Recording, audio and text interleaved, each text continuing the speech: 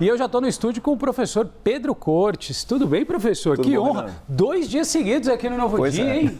O senhor está bem? Como Tudo é que bom? tá essa sexta-feira aí? Já está quase sextando?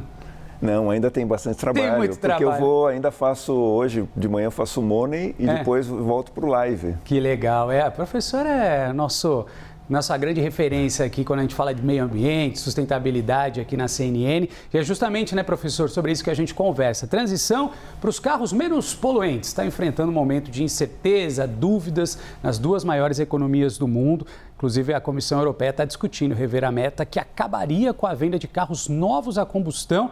E aí vai abrir espaço para os carros híbridos e também combustíveis alternativos. Nos Estados Unidos, o governo está pensando em afrouxar as regras de eficiência para carros que consomem mais gasolina. Por isso que o professor Pedro Cortes, nosso analista de clima e meio ambiente, está aqui para nos ajudar a entender qual que é o momento aí dos veículos. A gente fala muito em carro elétrico, mas a gente vê pelas ruas muito carro a combustível, né? Combustível no sentido de diesel, gasolina, etanol. O que a gente pode enxergar e qual que é a visão para o futuro, Então, professor? Renan, veja que interessante, a União Europeia ainda está valendo, né? Isso que está em revisão, tem uma meta de banir a venda de veículos novos a combustíveis fósseis ou combustíveis que emitam CO2 diretamente daqui a 10 anos, 2035. Essa meta já está em vigor já faz algum tempo.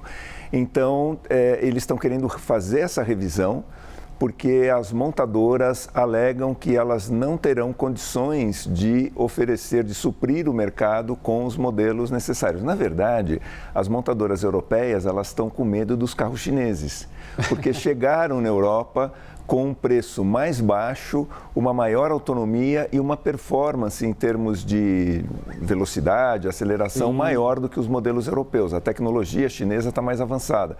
Então, eles ficaram com receio, falaram assim, bom, daqui 10 anos eles vão praticamente dominar o mercado, porque a venda de carros novos a combustíveis líquidos, vamos assim dizer, será vetada.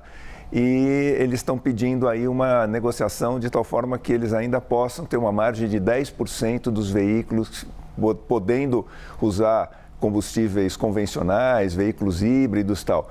Mas isso ainda está em negociação dentro da União Europeia. Então, essa seria o melhor entendimento para a gente desse movimento de flexibilização, digamos, das regras, né? Na verdade, é para atender a expectativa da indústria automobilística, mas também de alguns Estados-membros que alegam que eles não vão conseguir implantar uma infraestrutura de recarga suficiente dentro de 10 anos para atender esse volume de veículos elétricos.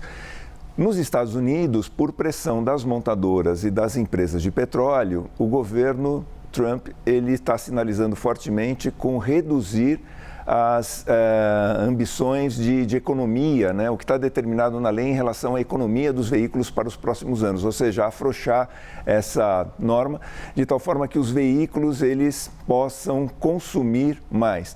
A indústria alega que com isso ela conseguiria baratear em média $900 no preço de cada veículo. Entretanto, essa economia inicial vai se dissipar com maior gasto de combustível nos anos subsequentes.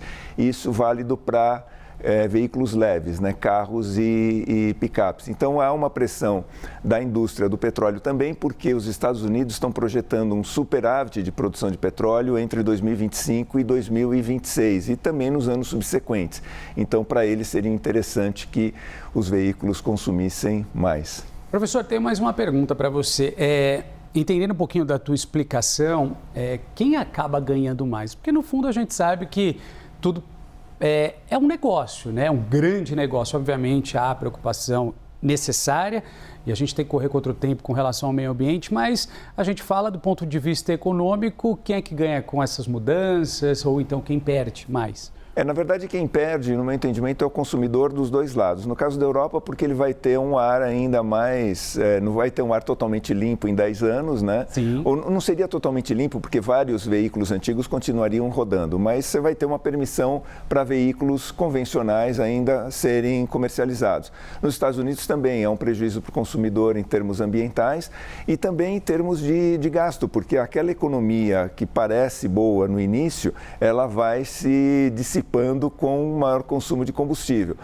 quem se beneficia com isso, no caso dos Estados Unidos, também na Europa, são as montadoras convencionais e também, no caso dos Estados Unidos, principalmente as empresas de petróleo, porque garantem aí, vamos dizer assim, um mercado demandando mais ao longo dos próximos anos. Mas a gente pode dizer que quem saiu na frente dessa história toda foram os chineses? Sem dúvida, os chineses eles perceberam que a forma deles terem uma predominância, né, no mercado automobilístico seria investindo numa nova tecnologia que era dos carros elétricos. Saíram na frente. Saíram na frente, isso já há mais de 10 anos, e isso atende outros objetivos dentro da China. Um deles é reduzir a dependência de petróleo, porque boa parte do petróleo que sai do Oriente Médio e vai para a China passam por duas posições ali no oceano, né, na Ásia, que são domináveis pelos Estados Unidos. Os Estados Unidos têm condição de fazer uma intervenção muito rápida. Então, vamos imaginar se num evento que escalasse muito, houvesse uma guerra entre os dois países, os Estados Unidos conseguiria bloquear o fornecimento de petróleo para a China. A China tem plena consciência disso, admite isso publicamente, né? Não que os Estados Unidos fariam, mas admite que as rotas são sensíveis, então ela quer reduzir a sua dependência de petróleo. E finalizando, ela também quer lidar melhor com a questão da poluição urbana, que estava atingindo níveis muito elevados, com um custo muito grande no sistema de saúde.